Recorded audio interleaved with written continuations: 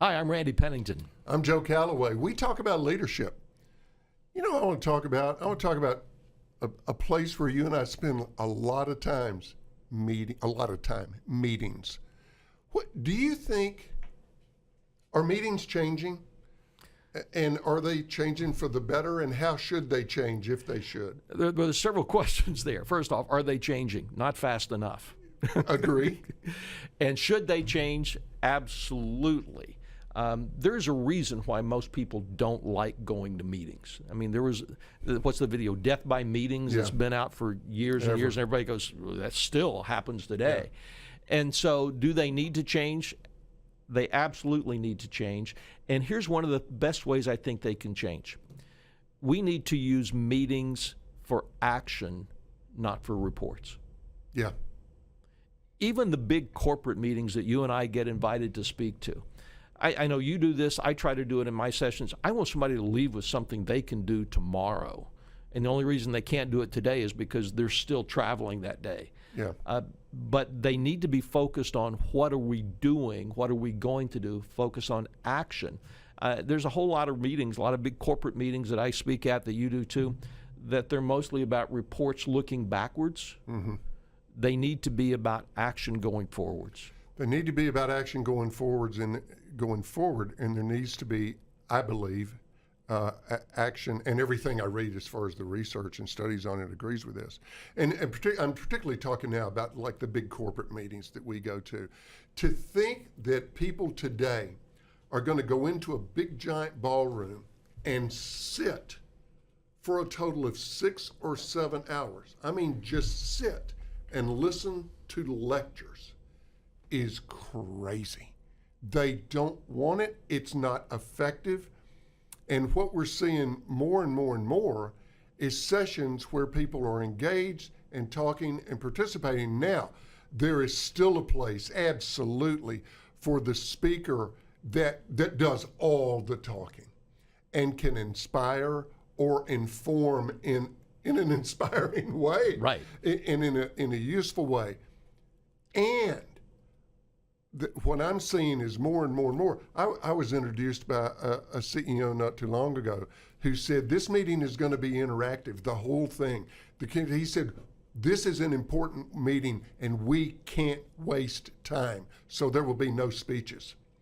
There will be conversation because we've got to get some stuff done. And again, there's still a place. And you and I know people that do it. You do it. You're great at it. At doing all the talking. And wow, people going, wow. But particularly for these in-house corporate meetings, to have 8 vice presidents get up and give, as you say, reports. Another report? No, stop it. Stop it. So here's a very tactical thing that you can do. Have the 8 vice presidents get up, but have the report go out. Here's what we're going to do. Here are the highlights on it. Now let's engage around a conversation with what do we do about these 3 things. You know, one of the things that I tell people in our business, because I get asked, well, I want to do all the stand up and do all the talking. I haven't done that for years. You haven't either. I haven't done it for a long time. I typically anything more than about 15, 20 minutes, I usually have some engagement. Yeah. Some way of engaging people, conversation, let them talk. Here's what I figured out. We sort of get paid the same whether they talk or we talk. Because they like it more and they get more out of it. And so it doesn't matter. That's the key. Right. I go back to value. How can I create the greatest value? Here's a simple idea. I was working with a great company that has a 1-year retreat every year for about their top 100 people. And they always end it with an inspirational speech. And I had been hired to do a number of things during the meeting. They said, how about you closing it out? I said, let me do something different. What I did was I got 4 of their best people. They picked them from the call center. Now, these were the top 100 executives in the audience. And the theme of the meeting was, what does what we do really mean? How does it make a difference? So I got the 4 call center people up there, talked to them beforehand so they got comfortable. I interviewed these call center people about what their job meant to them. And at the end of it, you had 100 executives going, wow. Wow, tears coming out of eyes. The CEO got up, said that's the single most powerful presentation we've ever heard. And the executives gave him a standing ovation. You let the frontline people tell the executives why what they do is important and what the brand means. And that sort of shifting around in the idea of what a meeting looks like can create a lot of value. You know, so I want to go back to something that we talked about at the very first part of this segment. That meetings are not about what you want to say. It's about what you want your audience to do. To have happen after the meeting. Right. And so a great way to design this, I design my presentations this way. I know you do as well.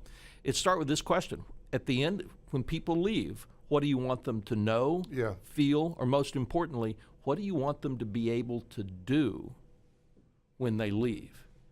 And thinking about it not from what you want to say, but what you need them to be able to do changes everything and about yet, the meeting. How many times do people plan in a meeting, particularly a great big corporate meeting or convention, how many times do they say, okay, Tuesday, we got 5 one-hour slots we need to fill, so let's get busy. If that's the way you approach your meeting, we've got 5 one-hour slots we need to fill, I don't want to be at that meeting. That's not going to be much of a meeting. By the way, your participants don't either. No, they really, really don't. So I think bottom line, I think what we're saying, and to me it always comes back to how do you maximize value? And value in this case is what's going to happen as a result of this meeting. So just fundamental questions like, why are we having the meeting? What's the purpose of it? Is it to inform, to inspire, to get ideas from them, get clarity on what's the point. A question I always ask my clients is, how is this meeting going to advance your strategy? And then how can I, as part of the meeting, help with the advancement of that strategy? As opposed to, well, we just want you to come in and give a good speech. Well, I don't have any interest in doing that, quite frankly. There are people who do. Yeah, and they're great at it. And they're great at it. See, and I start from that great big meeting, and I take it all the way down to your staff meeting next week. The Monday morning staff meeting. One of the very first questions, for 3 years, I taught meeting management for a very large national retail chain. And the very first question is, what's the purpose of the meeting? Right. And if the answer is the purpose of the meeting is it's Monday. We have it every Monday. If that's the answer. Start over or don't have the meeting. Don't have the meeting. Yeah. Don't have the meeting. You know, I tell, you know, by the way, we talked in an earlier episode about where does executives find time to do all this other stuff, think about the future, be out, find out what's going on. Here's an idea. Have less meetings. Yeah. Have less meetings where there's things about reporting and start having more meetings about how do we use information to guide us toward the future, to help us be better, to understand what's going on and responding to it. Use the meeting for that, not just a report. People can read the report. That's the thing. How many times have we all sat in an audience and the person on stage is saying, okay, if you look at the screen, I know this is really hard to read. I know you can't read this. I know you can't read this, but let's just follow down. Why are you having that meeting? Just email them the report. Well, what if they don't read it? Look, they're dozing off in the meeting anyway. It's not getting through. I sit through stuff like that and I think, what are you thinking by having that kind of meeting? So as people think about their next meeting, what's your takeaway? I love what you said about the purpose of it being. The purpose isn't what you want to say. The purpose is what you need people to be able to do and think and feel that's different, that's going to make a positive change for your business. It doesn't matter if you're thinking about, I have my team this week, what's going to make a positive change for that, or I'm thinking about my corporate meeting of what's it going to be for a positive change for the next year. Yeah. It's still about what's going to make that change. Simple way, but that phrase I used earlier for that is to say, how will this meeting advance our strategy? Think about it. We'll see you next time. See you soon.